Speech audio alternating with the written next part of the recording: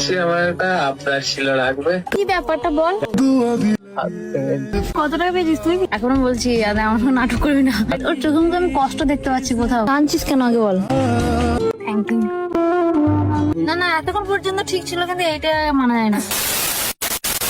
আজ ক্যামেরাম্যান হঠাৎ ফোন করে আমার কাছে এটা কি আবদার করে। হ্যাঁ করেছি, বল। সত্যি কথা বললাম। তাই এইটা নিয়ে তুই 10 বার বলছিস ক্যামেরা অন করেছো, তো বলছি তো যে করেছি, মিথ্যা করে কেন বলবো? করেছি, বল। বলছি আমার একটা আবদার ছিল, রাখবে? তোর তো আবদারের শেষ নেই। একটা আবদার ছিল, একটা রাখবে? রাখো। কি আবদার? সব বলবো আমি, তুমি গেলে কি না বলো। তো বলে কি আবদার, যদি রাখার মতো হয় আমি অবশ্যই রাখবো। আমি তখনও বুঝতে পারিনি ক্যামেরাম্যান ঠিক কি আবদার করতে চাইছে। একবার খালি দরজার সামনে যাও। কোথায়? তোমাদের দরজার কাছে যাও একবার খালি। আমি তো পুরো অবাক, তোর এই আবুলিগিরি গুলো আমাকে এত। জানি না ভাই, হঠাৎ করে তোদের কি হয়। সব কথা মনে মনে ভাবতে ভাবতেই আমি অনেকটা ভয়ে ভয়ে দরজা খুলতে গিয়েই দেখি দরজার বাইরে আমার 2 বান্ধবী দাঁড়িয়ে আছে। এটা দেখে আমি সত্যিই পুরো অবাক হয়ে যাই, আর ওদেরকে বলি কি ব্যাপার তোরা হঠাৎ এখানে। ওদেরকে পাঠিয়ে দিয়ে পরে সাইডে। তারপর বুঝতে পারি আচ্ছা ওদেরকে ক্যামেরাম্যান পাঠিয়েছে। ফোনটা কেটে দিলে কেন? ফোনটা কেটে দিলাম। আমাকে এটা কি, আমাকে দেখতে না কি বলতে চাইছে। আমি বুঝতে পারি হঠাৎ করে কিছুই নেই, না বিয়ে বাড়ি আছে না কোনো কিছু। তুই শাড়ি একটা বাড়ি দিয়ে শাড়ি পরতে। ক্যামেরাম্যান কোনো কারণ ছাড়াই ওদের হাতে একটা শাড়ি পাঠিয়েছে, যেটা দেখে মা আমি সবাই অবাক হয়ে গেছি। আর এরকম ভাবে হঠাৎ শাড়ি কেন পাঠিয়েছে এটা জানার জন্য ক্যামেরাম্যানকে আবারও ফোন করতেই ক্যামেরাম্যান আমায় বলে ওঠে, সানিয়া তুমি একবার প্লিজ শাড়িটা পরে আসো। এবার ওর রিকোয়েস্ট রাখতে এই যে আমি কোন রকম শাড়ি তো পরেছি। তবে সত্যি কথা বলতে শাড়িটা তো অনেক সুন্দর, আর বান্ধবীও আমাকে অনেক সুন্দর করেই সাজিয়েছে। কিন্তু আফসোস আমাকে তবুও দেখতে ভালো লাগছিল না। আসলে মুখের কাটিং যদি খারাপ হয় তাহলে মেকআপেও সুন্দর লাগে না। আমি জানি আমাকে কমেন্টে অনেকেই বলবে তুই জানিস যে তোকে শাড়িতে একদমই মানায় না, তারপরেও যে তুই কেন শাড়ি পরিস কে জানে। অবশ্য যারা এরকম বলে তাদেরও কোনো দোষ নেই, আমাকে সত্যিই শাড়িতে একদমই মানায় না। ছবি তুলে পড়েছিল, একটা ছবি তুলে বললো কেন খালি ই করে দেখাচ্ছে শাড়ি পরে একটা ছবি পাঠাবো যদি বিয়ে ফিরবে। আমার মায়ের মুখে একটাই কথা, ও বলছে যে শাড়ি পরে একটা ছবি তুলে নিতে, তাহলে যেমন বিয়ের দেখতে আসে। মানে আমার মারা যেহেতু আমার বিয়ের জন্য ছেলে দেখছে, আর পাত্রপক্ষকে দেখানোর জন্য তো একটা করে ছবি লাগে, তো আমার তো শাড়ি পরে একটাও ভালো ছবি নেই। তাই মা বলছে শাড়ি পরে একটা সুন্দর ছবি তুলবি। এবার আমার মাকে আমি কি করে বোঝাই বলতো, এখনো পর্যন্ত শাড়ি পরে 4 চাকাতেই ঠিক করে চাপতে পারছি না, আর আমি নাকি বিয়ে করে আবার শাড়ি পরে ঘুরে বেড়াবো। সব থেকে বড় জিনিস কি বলতো, আমি এখন বিয়ে করতেই চাই না, কিন্তু আমার বাড়ির লোক যে কেন বুঝতে চাইছে না কে জানে। যাই হোক, তারপর ক্যামেরাম্যানের বোকা বোকা আবদার রাখতে ওদের কথা শুনে বাধ্য হয়ে খ্যাপার মতো শাড়ি পরে চলে এসেছি। আর আসতেই ক্যামেরাম্যানের এই পাগলামো দেখে সত্যি আমি থাকতে না পেরে হেসে ফেলেছি। ছেলেটা যে আসলে কি চাইছিল আমি তখনও বুঝে উঠতে পারিনি। তাই গাড়ি থেকে নামতেই ওকে আগে আমি জিজ্ঞেস করি, আরে ভাই আসল ব্যাপারটা কি আমাকে একটু বলবি? মানে কি কি রিজন, আমাকে রিজনটা বলতে হবে যে আমাকে শাড়ি পরে আসার কারণ কি ব্যাপারটা বল। এই যে খ্যাপার মতো শাড়ি পরে এসেছি আমি। আমাকে কোনো রকম কিছু না বলে দেখি ছুটে গিয়ে আমার জন্য একটা ফুলের তোড়া নিয়ে আসে আর বলে কংগ্রাচুলেশন। যেটা শুনে আমি সত্যিই অবাক হয়ে যাই। যে এই কথাটা শুনে আশা করি তোমার থেকে খুশি কেউ হবে না। যেটা তুমি আমাকে বারবার বলতে সেটা আমার আজকে হয়ে গেছে। আসলে বলতেটা কি চাইছিস? গার্লফ্রেন্ড হয়েছে নাকি বলতো তোর, যেটা আমি বারবার বলতাম। আমি তো এটাই বলতাম যে ভাই তুই একটা গার্লফ্রেন্ড কর। আমি তো ভেবেই নিয়েছিলাম ক্যামেরাম্যান হয়তো কোনো গার্লফ্রেন্ড পেয়েছে, কিন্তু না। তারপর দেখি ও ওয়ালেট থেকে কিছু টাকা বের করে এটা আমার ফেসবুকের ফার্স্ট পেমেন্ট। আমায় বলে ওটা নাকি ওর ফেসবুকের ফার্স্ট পেমেন্ট। চাই যে তোমার হাতে তুলে দিই। তোর পেমেন্ট আমার হাতে তুলে দিবি মানে? আর কি মানে না, ফাজলামি নয়। ও দেখি কথা বলতে বলতে হঠাৎ করেই কেঁদে ফেলে। তুই কাঁদছিস কেন?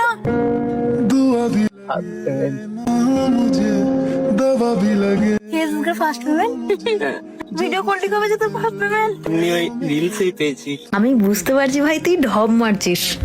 ও ঢপ মারছে, সব মারিন তোকে দেখাচ্ছি। ঢপ মারছিস। তোকে তো আমি কোনোদিন ব্লগ বানাতেই দেখলাম না, আমি জানি এটা হতেই পারে না। কি কি বলতে চাইছিস? এটা তোর কি ফার্স্ট পেমেন্ট? হ্যাঁ, তাহলে আমি চাই যে ফার্স্ট পেমেন্ট আমার হাতে তুলে দিচ্ছিস কেন? এটা তো আমার অধিকার না।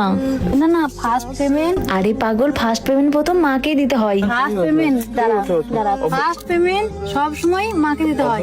আমার যে পরিচিতি বা যে সব কিছু হলো কার জন্য, তোমার জন্য। আমি যে ভিডিও গুলো এডিট করে ছাড়ি কার জন্য, তোমার সঙ্গে। কি যে তোমার আমার ব্লগ থেকে একটু একটু পার্ট গুলো কেটে কেটে আজকে এটা গান ভরে নিচ্ছি। বাহ, সত্যি এটা আমার ধারণারও বাইরে। না করো না, তুমি ওঠো, তুমি বসো না। না তুইও ওঠ। আমি সত্যি কি তুই ফেসবুক থেকে পেমেন্ট পেয়েছিস? কত টাকা পেয়েছিস তুই ফেসবুক থেকে? আমার কেন জানি না বিশ্বাস হচ্ছে না ভাই। সিরিয়াস? আরে এটা আমার স্বপ্ন ছিল, তুই আর ভাই একদিন পেমেন্ট পাবি। ফার্স্ট পেমেন্ট আনতে পেরেছি, তোমার কথা তো এবার চেষ্টা কর। না মানে আমার ক্যামেরাম্যান বা বেকার হয়তো- নেই, আমার যে এটা কতদিনের দেখার ইচ্ছা ছিল আমি বলে বোঝাতে পারবো না। এখনো বলছি আর আমার নাটক করবি না, কি সত্যি না মিথ্যা সেটা বলো। এটা সত্যি না মিথ্যা দেখার জন্য আমি ক্যামেরাম্যানের পে আউটে চেক করতেই দেখি যে না ও সত্যিই পেমেন্ট পেয়েছে, যেটা আমার কাছে এখনো স্বপ্নের মতো লাগছে। ও ওর Sorry. ফার্স্ট পেমেন্ট আমার হাতে তুলে দিয়েছে। আমি কখনো ভাবিনি যে তুই ফেসবুক থেকে টাকা মানে পাবি। তোকে ভিডিওর জন্য তোকে আমি কত কি বলেছি, তুই ভিডিও করিসই নি। তোকে আমি এত বলেছি ব্লগ বানা, তুই কখন ব্লগ বানালি? ব্লগ বানাই তোমার ভিডিও বা তোমাকে তুলে তুলে ভিডিও করে দিয়েছি গান দিয়ে। আমি এতটা খুশি হয়েছি তোকে বলে বোঝাতে পারবো না। তার মানে আমার ক্যামেরাম্যান কাউকে বেকার বলবো না কি রে, তাই তো? যারা বাকিরা যে আমি ছাড়া আমি বেকার, আমি কেন বলি? আমি তোর ভালোর জন্য বলি, আমি সত্যিই তোর ভালোর জন্যই বলতাম। দেখি কত টাকা আছে। তুই এতটাই মানে ওর চোখে মুখে আমি কষ্ট দেখতে পাচ্ছি কোথাও। আজকে কেন? আজকে সবচেয়ে আনন্দের দিন তোর। ক্যামেরা দেখো, কোথাও গিয়ে আমি তোর চোখে কষ্ট দেখতে পাচ্ছি কেন?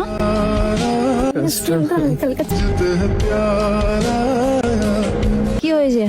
কি হয়েছে সেটা বল আমায়। কাঁদছিস কেন? কাঁদছি না। তুই কাঁদছিস কেন আগে বল। আরে পাগল, আজকে তো সবচাইতে তোরই খুশি হবার কথা, আর সেটা না হয়ে তুই কাঁদছিস। তুই এটা আমার হাতে তুলছিস কেন? এটা আমার থেকেও যদি বেশি কারোর অধিকার থাকে এই জিনিসটা। একটা মাদের স্বপ্ন থাকে যে তার ছেলে এই মাকে কিছু একটা অবশ্যই দেবো। ইনকাম করে তার হাতে দেবে। কিন্তু আমি আমি চাই- এটা আমাকে দিয়েছিস তার জন্য আমি সত্যি বলছি, তুই যে আমাকে এতটা মানে ইম্পর্টেন্ট ভেবেছিস না তোর লাইফে, এটা আমার কাছে বিরাট ব্যাপার। এটা আমার কাছে অনেক, তুই বলে বিশ্বাস করবি না, আমি এতটা খুশি হয়েছি যে না আমার ক্যামেরাম্যান আর বেকার নেই। তোর কাছ থেকে এর থেকে বড় পাওনা আর কি হতে পারে? তুই যে আমার জন্য এতটা ভেবেছিস এটাই তো আমার কাছে অনেক বড় পাওনা। এটা সানিয়ার ফেভারিট ছিল, কিন্তু প্রতি বছর আমি অনেক খুঁজেছি পাইনি, কিন্তু এই বছর যেহেতু ভ্যালেন্টাইন ডে সময়, এটা ভ্যালেন্টাইন ডে সময়ই পাওয়া যায়। এই চকলেটটা কেনার জন্য আমি কতই না ঘুরেছি, তো এটার জন্য আমি দোকানে মাঝে মধ্যে যেতাম। এটা নিয়ে না আমি জিজ্ঞেস করতাম যে দাদা এই চকলেটটা এটা তো এখন পাওয়া যায় না, এটা ওই ভ্যালেন্টাইন ডে ওরকম টাইমে আসে, এটা সবসময় পাওয়া যায় না। আচ্ছা ঠিক আছে, তারপর তো মাথায় নেই আমার, এটা দাম আছে অনেক। তুই এত টাকা খরচা করে আমার জন্য এই চকলেটটা কেন নিয়ে আসলি? Thank you. 400 টাকা দামি চকলেট, 3000 টাকা দামি শাড়ি। আজকে আমাকে কষ্ট কত টাকা করতে দামি শাড়ি? 3000 টাকা দামি শাড়ি আর বুকেটা কত নিল? না ছাড়ছিস। 3000 টাকা দিয়ে শাড়ি? তুই আমার জন্য 3000 টাকা দামি শাড়ি কিনে এনেছিস? বিশ্বাস কর এই জিনিসটা কিন্তু আমার একদমই ভালো লাগলো না। আর তুমি যে আমার জন্য এত কষ্ট করলে, আমার এটা ব্যাপারটা আমি আলাদা। জানি আমি যে আমি তোর জন্য কেন করেছি? কারণ তুই আমার খারাপ সময় তুই আমার পাশে ছিলিস, তাই তো? আমি তো সেইটা নয়, তুমিও তো আমার খারাপ শুনেছিলে বলো। তাহলে বিশ্বাস কর ক্যামেরাম্যান, আমি চোখ বন্ধ করে যদি কাউকে বিশ্বাস করি সেটা শুধুমাত্র তোকে। আমি কেন জানি না তোর কাছে এত বেশি সেফ ফিল করি। আমার খুব ভালো লেগেছে যে তোকে আর কেউ বেকার বলতে পারবে না, এটার থেকে আমার আনন্দ আর কিছু হয় না। তোকে যখনই কোথাও কিছু বলেছি, কিছু কি করে ছেলেটা খালি ঘুরে বেড়ায়, আমার ক্যামেরা করে। এমনকি আমিও তোকে বলেছি যে অন্য কোনো কাজ কর, বেকার আমার পিছনে ঘুরে এরকম ভাবে ক্যামেরা করে লাভ নেই। তুমি যে এসেছো এটা আমি ভাবিনি যে আসবে, অনেক ওই জন্য রিকোয়েস্ট করছিল, তো তুমি তুই এসেছো আমাকে খুব ফোনে ভালো বলতে লাগছে। পারছিস আমি আরো সেজে আসতাম। আমি- আমি জানি আমাকে শাড়িটা ভালো লাগে না, তারপরে আমি পরেছি, কিন্তু আমি তো জানি না, আমি তো ব্যাপারটা বুঝতে পারছি না কি হচ্ছে না হচ্ছে। তাহলে আমি আরো সুন্দরভাবে ব্লগ বানাতাম, একটু অন্যরকম ভাবে ঠিক বানাতাম। আছে, আজকে আমি দু একটা রিলস বানাচ্ছি আমার পেজে, আপনি ব্যাপারটা হচ্ছে এটা যে তুই আমাকে দিয়েছিস তার জন্য আমি অনেক খুশি, কিন্তু এই যে টাকাটা, এই টাকাটা না, আমি যেটা বলছি তুই দিয়েছিস আমি নিয়েছি, কিন্তু এই টাকাটা তুই তোর এই যে ব্লগ হচ্ছে আন্টি, এটা আপনার অধিকার, এটা তুই তোর মায়ের হাতে তুলে দিবি। হ্যাঁ, আর এটাই হবে আমার সবচাইতে বড় পাওনা। আমি অনেক খুশি হলাম, থ্যাংক ইউ। ছেলেটাকে দেখলাম আর এত মায়া লাগে, আমি তোমরা বলো তো যে ও এরকম একটু বেশি ইয়ে করে, ওরকম না, আসলে ও মানুষটাই এরকম। ও মানে কি বলবো, ওর মতো ছেলে আমি দেখিনি, বিশেষ করে এতটা নিষ্পাপ কাউকে কোনোদিন দেখিনি। তো আমার খুব ভালো লাগলো। চোখ বন্ধ করে। আর কি কি করবি তুই আমার জন্য বল? তবে এটা যেটা করছিস সেটা একদমই ঠিক না। আর যাই হোক, কোনোদিন কারোর পায়ে হাত দিস না। বলেছি এইগুলো কিন্তু বেশি আজ বেশি তুই কথা দিই না না এতক্ষণ পর্যন্ত ঠিক ছিল কিন্তু এটা মানা যায় না। কথা দিয়েছিল দাদা হ্যাঁ? কথা দিয়েছিল কথা কি দিয়েছিল আমি বলেছিলাম যে তুই আমার বাড়ির উপর পড়াবি এটা তুই আমাকে বলিসনি। আমি বলিনি কিন্তু কথা তো দিয়েছিল তবে এটা একটু বেশি বেশি এটা নয় এটা আমি অতটাও সাপোর্ট করি না। আরে নিয়ে এসে যখন পড়ে তো নে। তুমি খুলে দেবে আবার হ্যাঁ, আমি একবার আবার। পড়ি। হ্যাঁ এটা ঠিক যে তুই অনেকটা রিকোয়েস্ট করছিস বলে আমি পড়ে নিচ্ছি, তবে তোর কাছে শুধু আমার একটাই রিকোয়েস্ট, কারোর কাছে কোনোদিন এতটাও ছোট হস না যেটার কারণে তোকে সেই মানুষটা কদর করতেই ভুলে যায়। আর একটা কথা, এই যে শুধু একবার পেমেন্ট পেলেই কিন্তু হবে না, এখনো কিন্তু অনেকটা পথ বাকি আছে আর হাতে কিন্তু সময় রয়েছে অনেক কম। তবে আমার এখনো একটা ইচ্ছা বাকি রয়ে গেল, সেই ইচ্ছাটা হলো আমি দেখতে চাই যে আমার ভাইও ফার্স্ট পেমেন্ট পেয়েছে ঠিক তোর মতো। জানি না আমার ওই ইচ্ছাটা কোনোদিন পূরণ হবে নাকি।